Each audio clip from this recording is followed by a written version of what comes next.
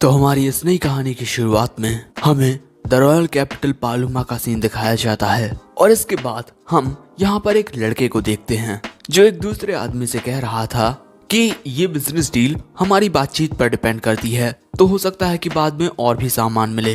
वैसे आपको आपके साथियों के साथ डिनर कर लेना चाहिए। और इस लड़के का नाम बनाजा है।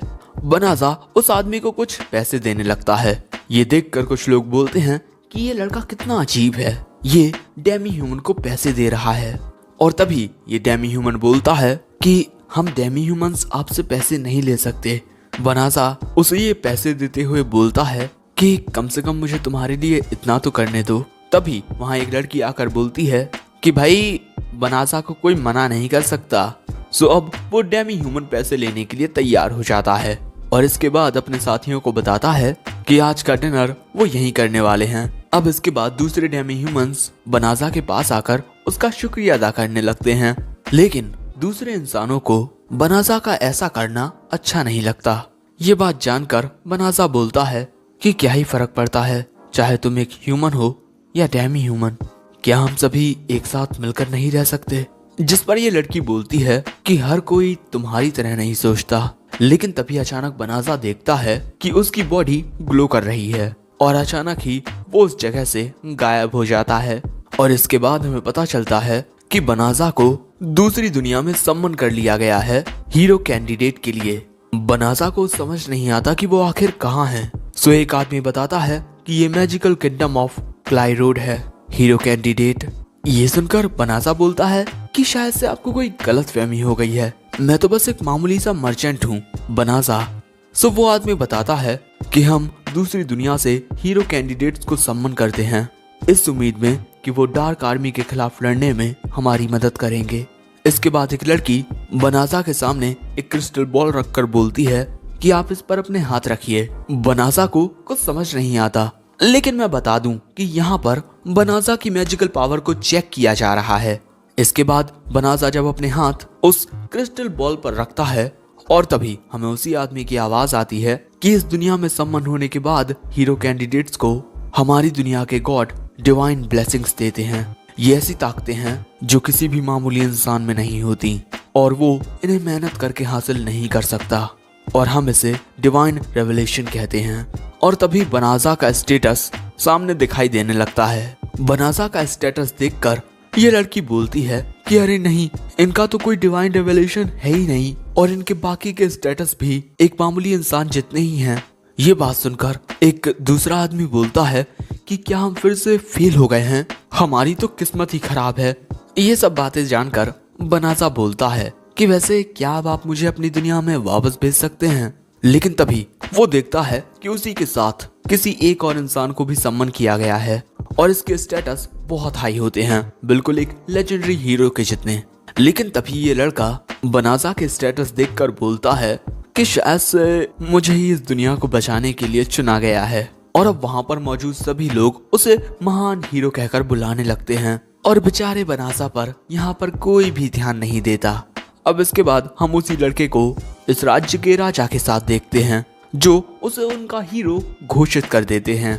और यहाँ इन सभी के बीच काफी ज्यादा उत्साह का माहौल होता है, लेकिन बेचारा बनाजा अकेला बाहर होता है, कोई उस पर ध्यान ही नहीं दे रहा था। इसके बाद वो इस दुनिया को देखकर सोचता है कि क्या ये सच में दूसरी दुनिया है, वैसे मुझे जल्दी अपने घर वापस जाना होगा। अब इसके बाद हम देखते हैं कि ये लोग बनाजा को एक बग्घी में बैठा देते हैं और इसके बाद उसे कहीं लेकर जाने लगते हैं, क्योंकि दोस्तों बनाजा को किंग ने बताया था कि जिस गेट के जरिए बनाजा को इस दुनिया में सम्मन किया गया है वो बंद हो चुका है, जिसे फिर से ओपन नहीं किया जा सकता। और इसके लिए हम तहे दिल से माफी मांगते हैं और इसी वजह से हम आपको स्पेशल परमिशन देते हैं कि आप नॉर्थ के डेलावेजा फॉरेस्ट में जाकर वहां पर अपनी जिंदगी गुजार सकते हैं, लेकिन आप इस बारे में किसी को बता नहीं सकते। और अब प्रेजेंट में बनाजा बग्घी चलाने वाले से बात करने की कोशिश करता है, लेकिन बग्घी चलाने वाला कुछ नहीं बोलता क्योंकि उसे बात करने से मना किया गया है। बनाजा बोलता है कि मैं बहुत दूर से आया हूँ, इसी वजह से मुझे शहर के बारे में कुछ नहीं पता, तो प्लीज क्या तुम मुझे बता सकते हो, क्या तुमने किंग के साथ इसलिए कॉन्ट्रैक्ट बनाया है। जिस दुनिया से मैं आया हूँ वहाँ पर ह्यूमंस और डेमी ह्यूमंस के बीच कॉन्ट्रैक्ट बनाना बड़ी आम बात है, जिस पर यह बंदा बोलता है कि हम गुलाम नहीं हैं, हमारे शहर में इस बात से कोई फर्क नहीं पड़ता कि तुम एक इंसान हो या डेमी ह्यूमन। अब इसके बाद जब बनाजा डेलावेजा फॉरेस्ट के बारे में पूछता है तो वो बंदा बनाजा से बात करना बंद कर देता है और खिड़की भी बंद कर देता है। इसी वजह से बनाजा वहीं चुपचाप बैठ जाता है और अपनी दुनिया के बारे में सोचते हुए बोलता है कि शायद से ये दुनिया इतनी बुरी भी नहीं है। अब इसके बाद दोस्तों बनाजा को सफर करते हुए 20 दिन गुजर जाते हैं और बनाजा अपनी डेस्टिनेशन पर पहुंच जाता है। डेलावेजा फॉरेस्ट बिल्कुल इनके सामने है। अब इसके बाद वो बंदा बनाजा को एक बैग देता है जो किंग की ओर से है, जिसमें कुछ पैसे और थोड़ा खाना है, जिससे बनाजा कुछ वक्त के लिए अपना गुजारा कर पाएगा। और इसके बाद वो बंदा बोलता है कि देखो, मैंने ये अफवाहें सुनी हैं कि डार्क आर्मी इस ओर भी आती है, तुम मेरी सलाह मानो और जितना जल्दी हो सके इस जगह से दूर भाग जाओ। और इसके बाद वो बंदा यहाँ से चला जाता है।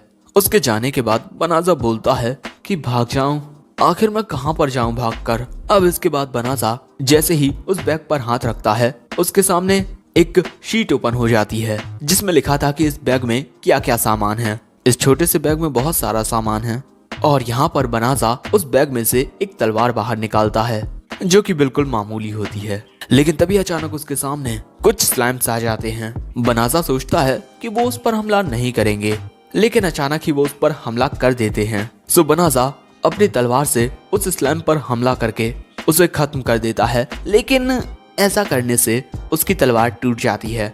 लेकिन अब उसका लेवल 2 हो चुका है। वैसे बनाजा के बाकी के स्टेटस पर एक इन्फिनिटी का निशान बना हुआ है और बनाजा को इस निशान का मतलब समझ नहीं आता। और इसके बाद उसके सामने एक और नोटिफिकेशन आता है कि आप अब वॉइस गाइडेंस को टर्न ऑन कर सकते हैं। बनाजा उसे ऑन कर देता है, जिसके बाद उसे आवाज आती है कि आपका लेवल इंक्रीज हो गया है और आपको कुछ मैजिक स्पेल्स मिले हैं। और अगले ही पल में उसके चारों ओर काफी सारी विंडोज ओपन हो जाती हैं। और इसके बाद वो आवाज उसे बताती है कि ये कुछ स्पेल्स आपके बैग पर अप्लाई किए गए हैं। Location tracking, monster luring and forced recovery spells. अब ये सब देखकर बनाजा सोचता है कि शायद से कोई मुझे मारना चाहता है। दोस्तों, अब हम उस आवाज को सिस्टम कहेंगे। सिस्टम कहती है कि क्या मैं इन स्पेल्स को आपके बैग पर से रिमूव कर दूं? बनाजा बोलता है कि तुम ऐसा कर सकती हो और अगले ही पल में सिस्टम उन स्पेल्स को उस बैग से रिमूव कर देती है। अब इसके बाद बनाजा सोचता है कि ये मैजिक स्पेल्स इतनी आसानी से रिमूव हो गए, आखिर वो लोग करना क्या चाहते हैं। और इसके बाद बनाजा अपने लिए एक सुरक्षित जगह ढूंढने लगता है, लेकिन जंगल के पास आने पर उसे वार्निंग मिलती है क्योंकि डेलावेजा फॉरेस्ट में काफी ज्यादा मैलिशियम है। दोस्तों, मैलिशियम डीमंस के मल मूत्र से निकलने वाली गैसेस को कहते हैं और इंसानों के लिए ये गैसेस बहुत ज्यादा खतरनाक होती हैं। और दोस्तों, राजा ने बनाजा को इसी जंगल में रहने के लिए कहा था। वो पक्का बनाजा को मारना चाहता था, लेकिन तभी सिस्टम बोलती है कि अगर आप इस मैलिशियम को हटाना चाहते हैं तो आप कर सकते हैं, लेकिन इसमें आपकी काफी सारी मैजिकल पावर कंज्यूम हो जाएगी। भैया बनाजा को तो यही नहीं पता कि उसके अंदर कितनी मैजिकल पावर है, तो वो इसके लिए तैयार हो जाता है। और इसके बाद सिस्टम जंगल में एक बहुत बड़ा मैजिक स्पेल कास्ट कर देती है। इससे जंगल में मौजूद सारा मैलिशियम नष्ट हो जाता है। लेकिन बनाजा को देखकर तो कुछ भी अलग नहीं लगता। लेकिन तभी सिस्टम बताती है आपका लेवल इंक्रीज हो गया है। और इसके बाद बनाजा के सामने काफी सारी विंडोज ओपन होने लगती हैं।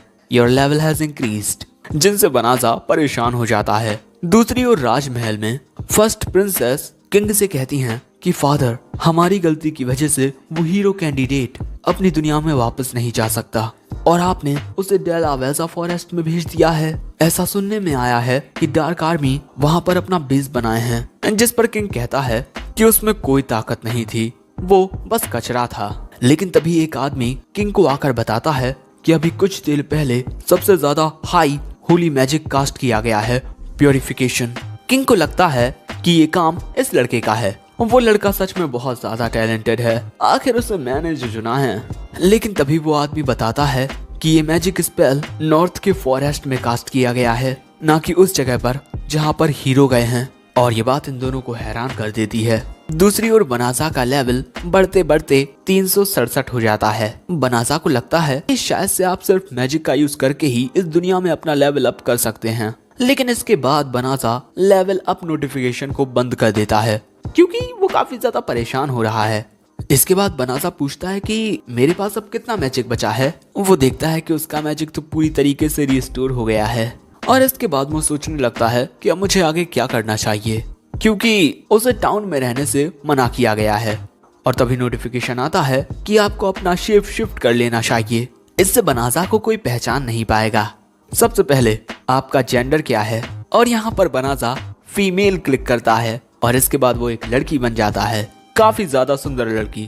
और अपनी खुद की बॉडी देखकर अब बनासा शर्माने लगती है और इसके बाद वो फिर से खुद को चेंज कर लेता है और इस बार वो काफी हैंडसम लड़का बनता है और अब उसे कोई भी नहीं पहचान पाएगा। तभी सिस्टम बोलती है कि आप टेलीपोर्टेशन मैजिक का भी इस्तेमाल कर सकते हैं रॉयल कैपिटल में जाने के लिए। सो अब बनासा टेलीपोर्टेशन मैजिक का इस्तेमाल करके रॉयल कैपिटल में आ जाता है। अब बनासा बोलता है कि ये दुनिया सच में काफी अलग है, क्योंकि मेरी दुनिया में सिर्फ ताकतवर सॉर्सरर्स ही टेलीपोर्टेशन मैजिक का इस्तेमाल कर सकते हैं। और तभी बनासा कोशिश करता है खुद को अपनी दुनिया में टेलीपोर्ट करने की, लेकिन कुछ भी नहीं होता। अब बनासा बोलता है कि अगर मुझे यहाँ रहना है तो मुझे पैसे कमाने होंगे। क्या यहाँ पर कोई गिल्ड है? लेकिन मैं यहाँ किसी को नहीं जानता, तो एक गिल्ड में रजिस्टर करना काफी मुश्किल होगा।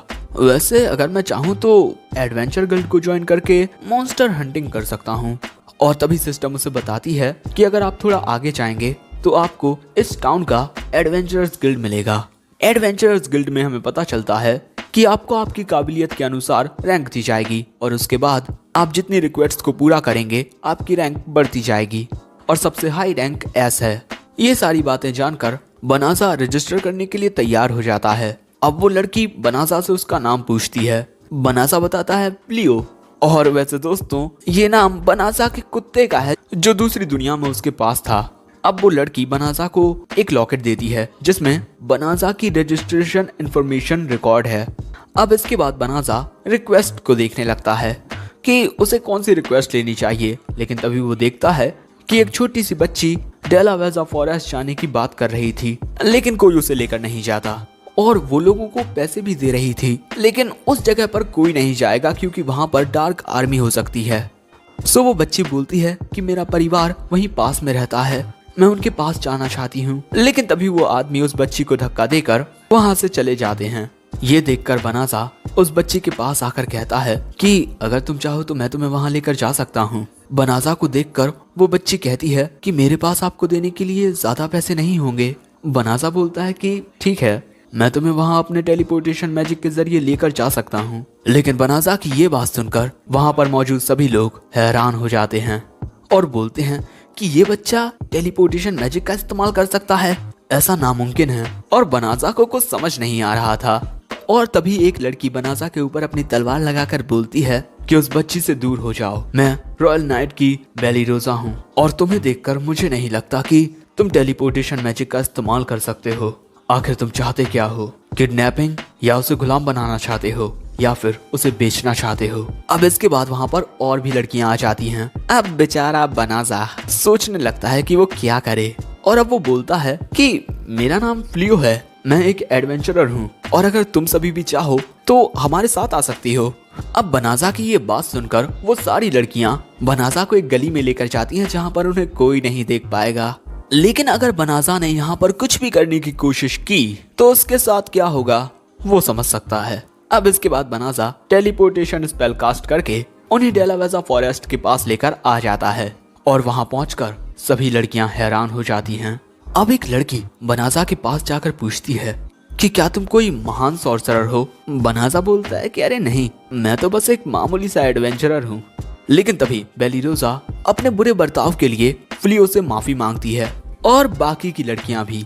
लेकिन तभी वो बच्ची बोलती है कि इस जंगल में मौजूद मेलिशियम गायब हो गया है, लेकिन जितना मुझे याद है यहाँ पर तो बहुत सारा मेलिशियम था। अब यहाँ पर बनासा बताने ही वाला था कि ये उसका काम है, लेकिन तभी उसे वार्निंग आती है कि एक डीमन को प्योरिफिकेशन के बारे में बताना खतरनाक हो सकता है। लेकिन बनासा को समझ नहीं आता कि यहाँ पर डीमन कहाँ है। लेकिन इसके बाद बेलीरोजा उस बच्ची के ऊपर अपनी तलवार लगा देती है और इसके बाद बाकी की जो लड़कियां हैं वो भी अपने अपने हथियार लेकर तैयार हो जाती हैं।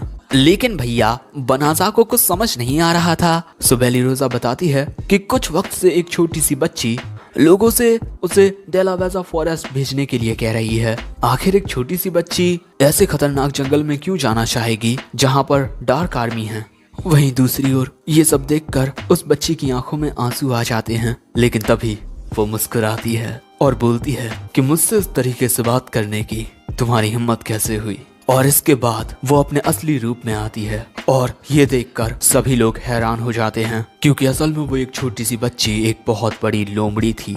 और वो बताती है कि मैं फेनरिस हूँ, इन्फीरियल 4 की फेंग्रिल की छोटी बहन। मेरे भाई ने मुझे भेजा था ताकि मैं दुश्मन पर नजर रखकर भोजन की तलाश करूं, और अब मैं तुम सभी को खत्म करने वाली हूं। और फेनरिस के अंदर से निकलने वाले ऑरा की वजह से सभी लोग कमजोर पड़ने लगते हैं। सो तभी बनासा बेलिरोजा को आकर संभालता है और बनासा को सही सलामत देखकर फेनरिस बोलती है कि तुम्हारे ऊपर मेरे मेलिसियम का कोई असर नहीं हुआ, शायद से तुम ताकतवर हो। मैं बाकी सबको खत्म करने के बाद तुमसे आराम से लड़ूंगी। और इसके बाद वो बेलिरोजा पर हमला कर देती है, लेकिन बनासा उसे बचा लेता है।